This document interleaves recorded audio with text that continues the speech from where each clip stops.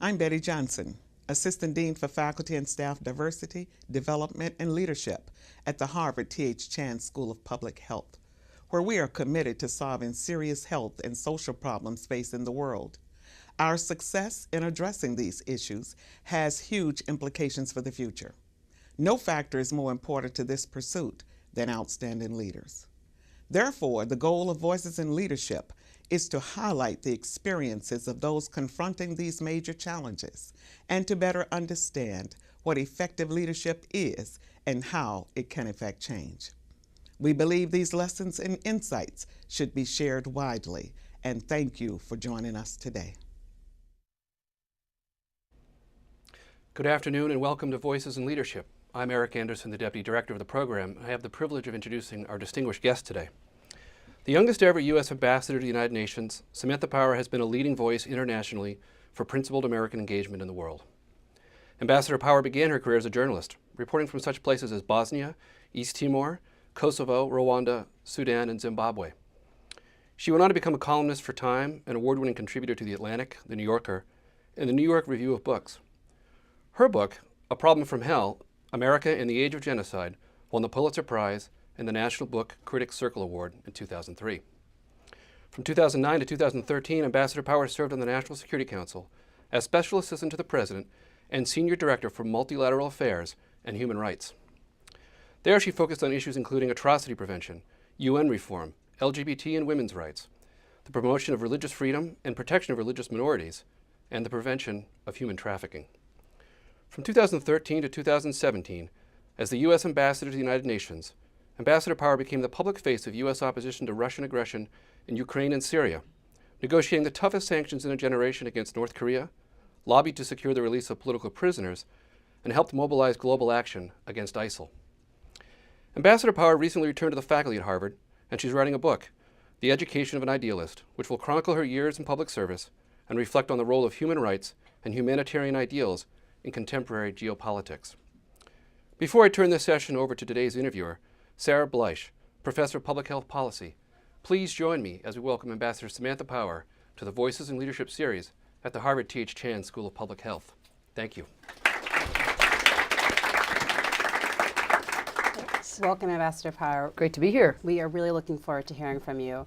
I want to start with a question about your path. And as you think about becoming U.S. Ambassador to the UN and all the different forks in the road, what do you think were the critical points that sort of set you on that career trajectory to get that job? Well, the first thing I would say is that had I been so ambitious or presumptuous to think I could ever be UN ambassador, I would not have made any of the choices that I made. So for young people especially, I think the idea that you can game things out in a scientific way, at least in my experience, that's not the case. I went always by smell, and by what I felt would leave me better off after my next thing, knowing more with a new skill. The first example of that was I was working in Washington as an intern for somebody who cared passionately about the fighting that was going on in the former Yugoslavia. And I kind of maxed out in terms of how much I could learn with him. He was an amazing mentor. He had been in the U.S. government for more than 30 years. Morta Bromwitz is his name, and he ran the Carnegie Endowment. And I was his assistant, and because he cared about Bosnia, I cared about Bosnia, not because I had any independent kind of moral fervor or anything. But then once I learned about ethnic cleansing, I was so horrified. Then I thought, okay, I want to learn more. I want to do something constructive. What can I do? Nothing. I have no skills. I'd been a sports reporter in college, so I'd been, in a sense, a journalist of a sort. We were in the same building as U.S. News and World Report, the Carnegie Endowment was. I went banging, on the editor's door and said, I've been practicing server Croatian, and I know a lot about how to be an intern for someone who cares about what's going on over there. Can I freelance for you if I go over? And basically, he just gave me his card and said, look, call me, but, you don't have any clips, you don't have any. And I said, no, I do. Look, the Yale women's volleyball team. Look. And so in the end, he gave me enough of an orange light that he would at least take my pitch. I learned the lingo at the time. And so I went over there and then did one, realized I could do it, and then decided to move over there. Then I came back and I went to law school, but while I was in law school, I was puzzling over the Bosnia experience and how all these people had died, and we didn't seem like we'd done enough, and I wanted to put that in historical context for my own benefit. So I went to the library, it's a classic story, and looked for the book that didn't exist, and for a paper for a class basically began to try to answer the question that there was no book answering. And that then was mission creep. It became the nucleus of what would become the book A Problem from Hell. And then that was a celebrated book, which was very surprising because initially I couldn't find a publisher for it. But then when it came out, for whatever reason, it hit a chord. And Barack Obama found his way to the book not long after it came out. He had just been elected to the U.S. Senate. That was a real bright spot at that time, at a time where our foreign policy was under scrutiny, to say the least, because of the Iraq War and torture and so forth. And I had just finally had gotten a faculty appointment at Harvard, and I called my mother and I said, I'm leaving Harvard to go work for this first-term senator because I want to learn about how the Hill works and whether there's a way you can make a difference on foreign policy from Congress. And it turns out the answer, by and large, is not so much. But I ended up leaving Harvard, and again, the Machiavellian thing to do probably would be to be at a great perch and keep doing what I was doing. But I just always felt like there was something somewhere else to learn once I felt like I had the lay of the land. And so then working for Obama, the rest is history. But it was all, again, this question of, I think the goal of knowing something about something and just making sure that whatever your next thing is going to be additive, that you will take something away from it that you didn't have before, and that will then in turn make you better at, in my case, trying to change American foreign policy in modest ways, and in other people's case, to provide public health benefits or to be a doctor or whatever it is, but what is the additive dimension of the next thing, rather than how does this get me on some hierarchy to an elusive goal that no one can script. So on the issue of international human rights, which you've done a ton of work in and sort of is your hallmark, it's an area that a lot of Americans don't understand very well. And so one of the things you did at the UN is you humanized the issue, and you brought in people that had been victims of human trafficking and let them tell their story. So I'm curious if there's one thing that you wish all Americans knew about international human rights, what would that be? And do you think that humanizing the issue is something that would actually resonate strongly with people here? Well, this was me kind of bringing my journalistic impulse, having been a journalist then, into diplomacy, and it grew really out of finding that international statecraft had become pretty robotic and very removed from the people whose welfares were at stake. So if we were talking about Syria chemical weapons, some UN official kind of going on about statistics and familiar arguments about something that should never become familiar. There was just a sense of rote interface. And weirdly, even on fresh issues, rarely an expectation that the world's assembled powers were actually going to have a breakthrough on a given day. Just a sense of, this is what we do. I read my talking points, you read your talking points. Our talking points may not have changed in recent months or years. Madeleine Albright might have been reading similar talking points 20 years before, and there wasn't a sense that was patently wrong. And so one way to mix things up was to put the talking points away, and luckily I was comfortable with the issues that we were working on. There were ones I'd been working on for my whole career. Luckily I had a president who supported my independence of spirit, and which isn't always the case. Sometimes one's UN ambassador or Secretary of State is very, cabined, so I was very lucky. But then the other way was to bring the people whose fates I was trying to champion, into the chamber. So if it was Syrian chemical weapons, and I knew I was just going to meet Russian denials that the Syrian government had even used chemical weapons, and I was going to have my talking point, they were going to have theirs, I brought in the doctors who actually treated the victims of chemical weapons attacks. And they showed videos of these kids who had just been literally frozen in time, no cuts, no nothing, but asphyxiated basically by this poison that the government had dropped.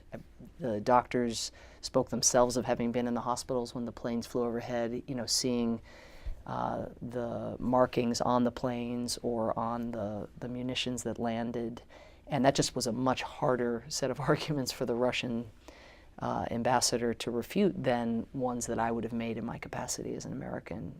And so whether on Ebola or, as you mentioned, on trafficking, bringing them in, I think was just shook people out of this rote way of interacting, but also this default expectation that we wouldn't succeed. I went in every day.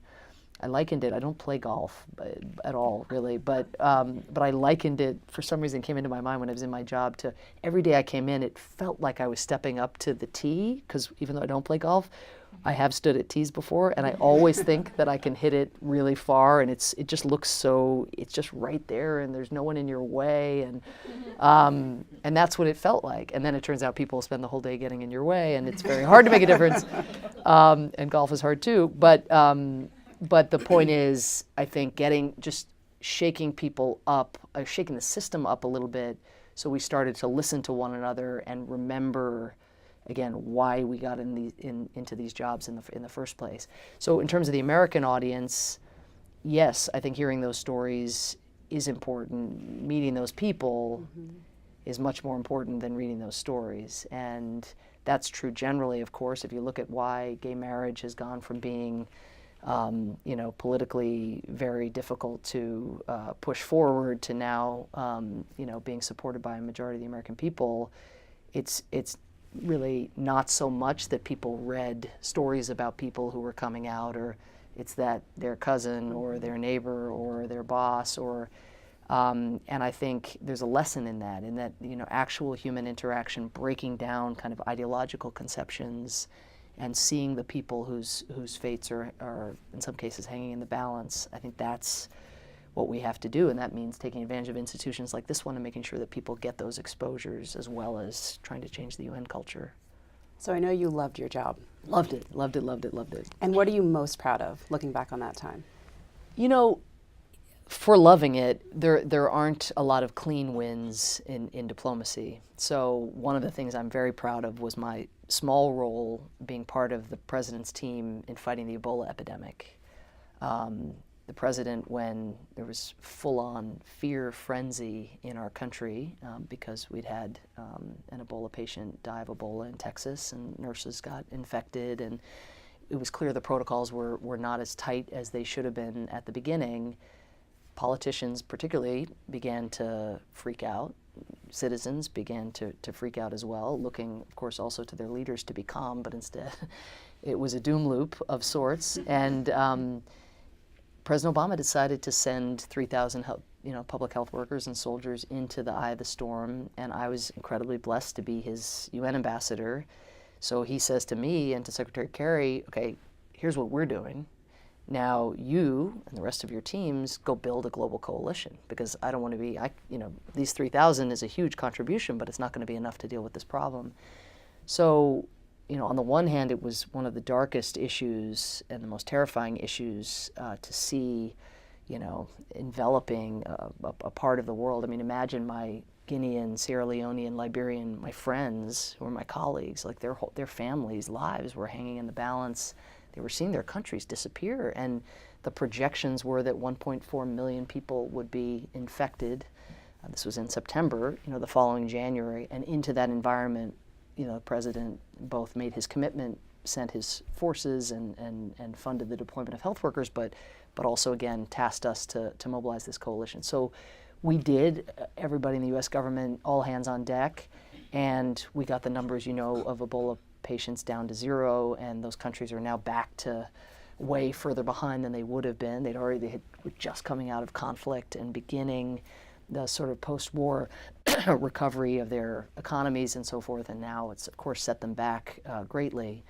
But it was amazing to see the international system work late, as it should.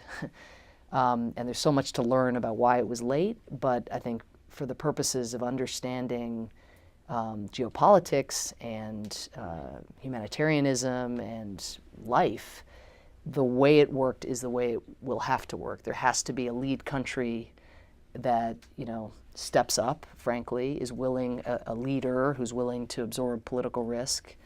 He or she has to be accompanied by a group of relentless aides who believe this is the most important thing on earth and who don't take no for an answer, which I think all of us were. And then, of course, above all, citizens of this country and other countries had to step up and do the brave thing and sacrifice themselves, risk themselves to go into the eye of the storm. So it's hard. I'm incredibly proud of what President Obama did and to be a part of that.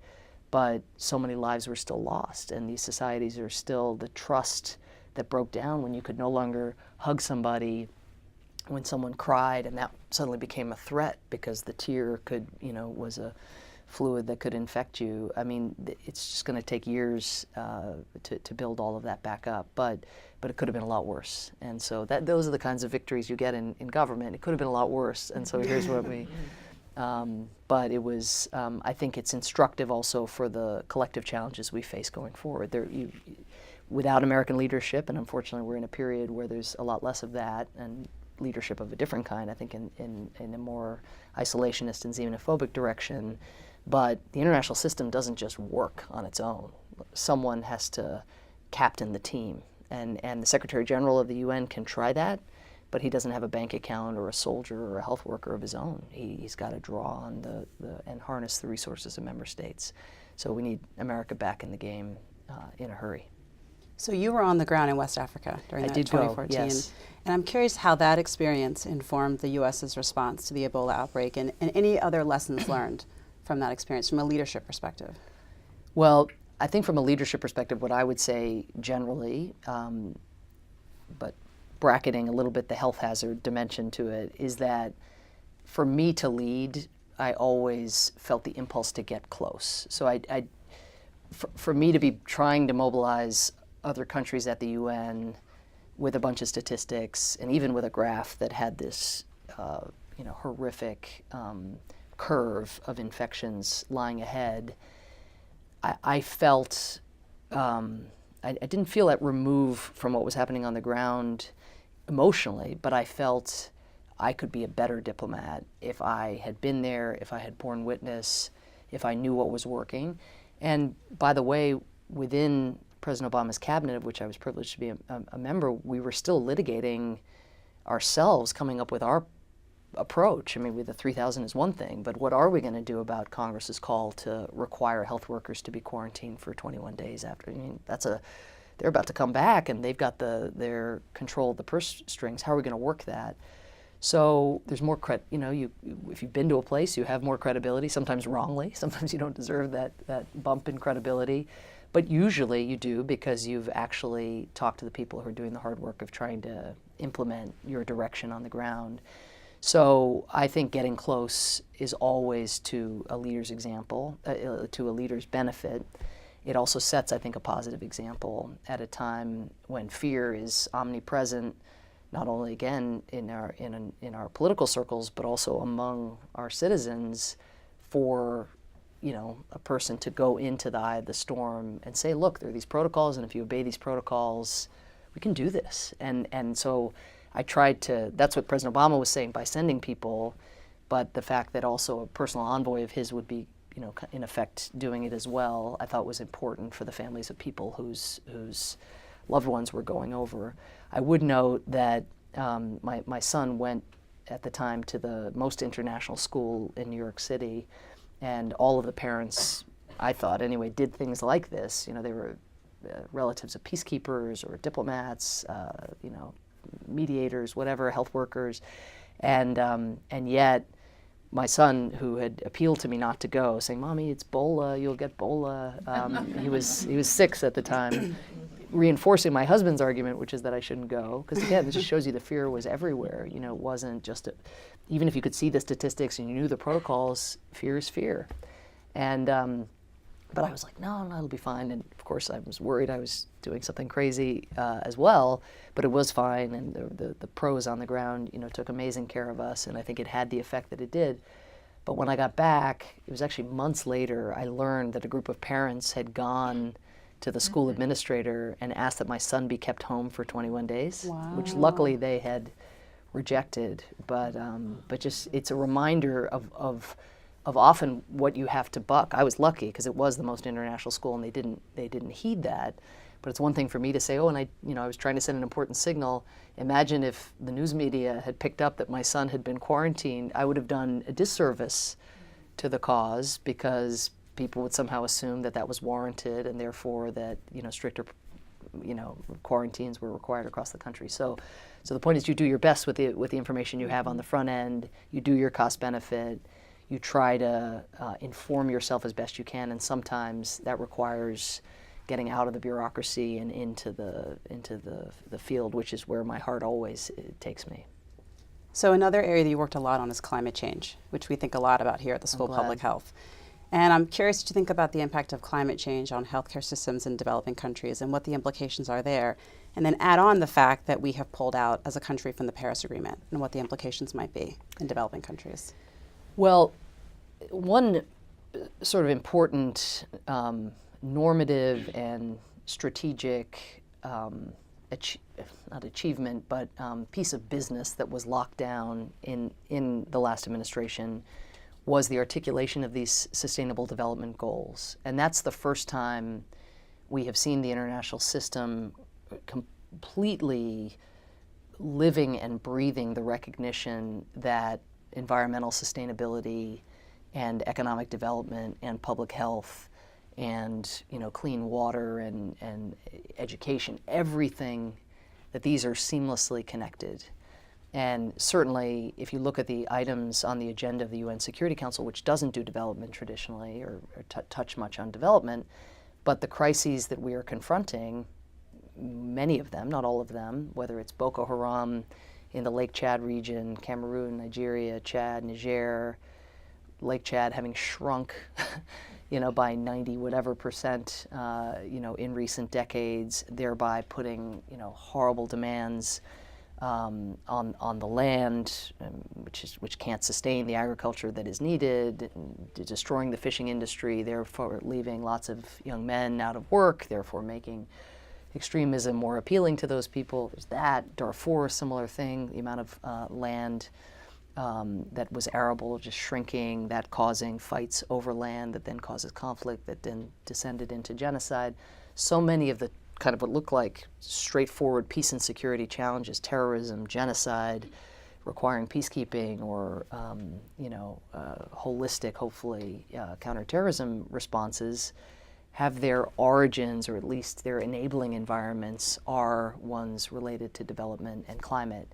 So the UN system, the aspiration of it is that the peace and security, and now this more, again, comprehensive economic and social that the strands, that those will come together and that governments will get better at coming up with comprehensive solutions. We have the language down, we have the theory of the case down, but the implementation remains incredibly balkanized within governments and even within the UN.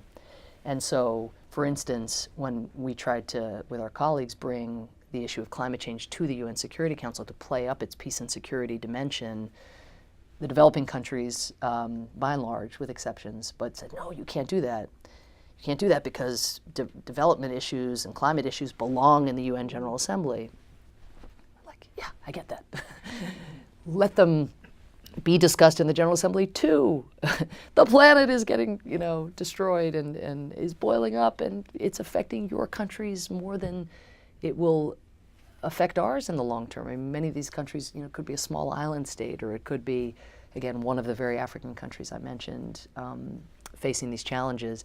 But this, kind of, again, formulaic, not quite turf warfare, a little bit turf, but just more, but the charter says that these issues belong here. It's like, yeah, the charter says a lot of things, but the people who wrote the charter didn't envisage, our planet warming to this extent and all of the repercussions in all of the areas that the UN works on, from health and education, again, to issues of war and peace.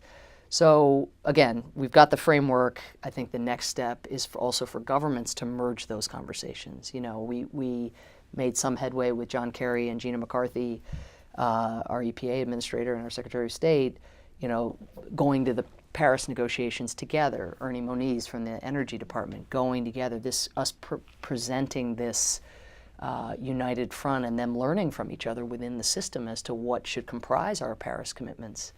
But a lot of countries are not yet in that place of seeing the domestic and the international linked and seeing, again, traditional issues of diplomacy together with these, what used to be seen as the softer issues of development. And then in terms of our withdrawal, all I can say is, I get asked a lot about American leadership, and this really is the period where we all have to find a way to redefine America. And America is what President Trump does. And when you're President of the United States, you have a huge amount of power, huge resources at your disposal. Certainly the ability to, with swift executive action, do things that are very destructive, as pulling out of the Paris Agreement is. Should it come to pass, the actual pulling out, of course, there's some time built in. But we're America. America will get defined also by what our governors are doing, what our mayors are doing, what our private sector is doing, the extent to which we constituents are pressuring some of the more reasonable members of Congress to allow, for instance, for funding for the Green Climate Fund, which helps developing countries, strengthen their powers of adaptation and their resilience and so forth. I mean, can some stuff still even be happening within the executive branch that's a little beneath the radar, but that is a form of leadership? It isn't what we would wish, because when we lead, with the pulpit and with our withdrawal, that of course is a form of leadership that others can take their cue from. As we see, as the president invokes fake news left and right, we now see leaders all around the world talking about fake news. We lead regardless of the form our leadership takes, whether it's of a multilateral collective security kind, or if it's a leadership toward coming home and being much more insular and letting the problems out there get worse. That's still leadership. But we also lead with the different checks and balances within our society, doing different things with the different actors in our society. And I think sometimes we forget that. We're sort of used to thinking that there's, that our leadership globally, particularly at a place like the UN, gets defined by the administration that's in office. And I think what we're seeing, and not just on this issue, on a whole host of issues, is that leadership is now coming from other parts of our society. So that's to the good. And we just need to be spurred on by that and recognize that our voices, we haven't lost our voices, we haven't lost our ability within our communities to be doing things that can have global effects. So I want to end with a more personal question, which is that you've got 2 little kids. And I'm curious, at your time as U.S. Ambassador to the UN, what they taught you, or what motherhood taught you that made you better at your job? Oh, that's a great question. Well, let me say that my son in particular, because he was older than my daughter, who was 4 when we left government on January 20th. But my son was 7, and so these were sentient years for him. I, as a mother, because I was on my BlackBerry so much and on the road so much and in negotiations so much, when I was home, I always tried to bring my work home in ways that I'm sure some mental health professionals here will tell me were not the most adaptive, but they were what I stumbled my way toward doing.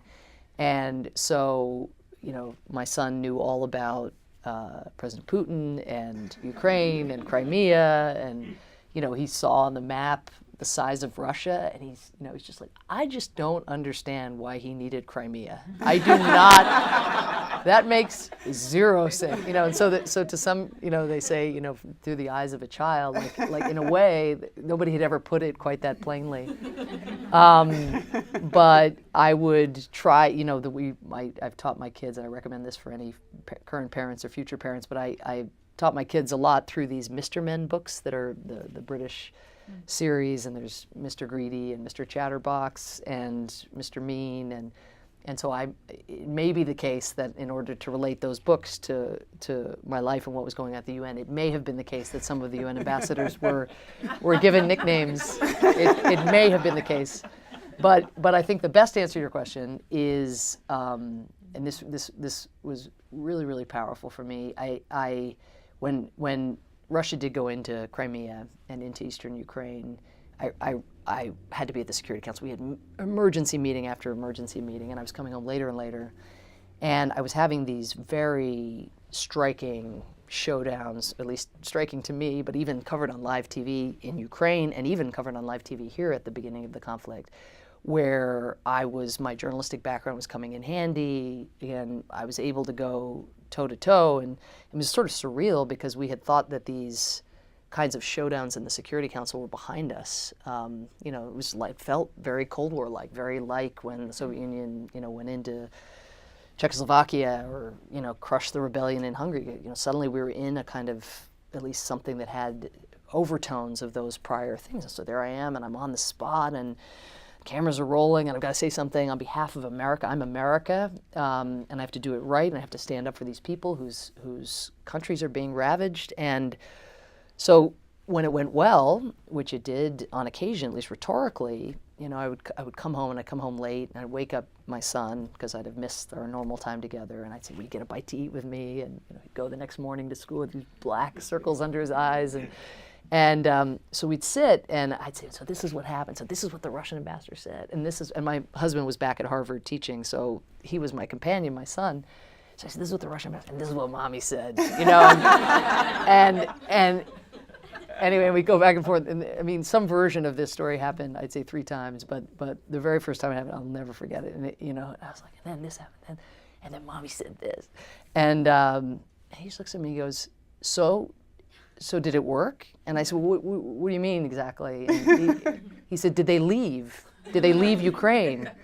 And I said, Not yet. And life is. Details. But I think the lesson in it is, and this is what I always tried to teach my team, but I had to be taught it myself and my son, is the scoreboard. The scoreboard is not your inputs, or your eloquence, or your démarche, or even your resolution, which technically does something, puts a sanction in place, or sends peacekeepers, or the impact is the scoreboard is the question he's asking, which is, has it worked? Has it worked for people in the world? And so I think kids can keep you honest if you sort of trust them with the basic dynamics of what's going on. They can kind of pull back from what one can get caught up in, and then remind you, what really counts. So Thank you, Ambassador Power. It's been a pleasure. great to be here. Thank you.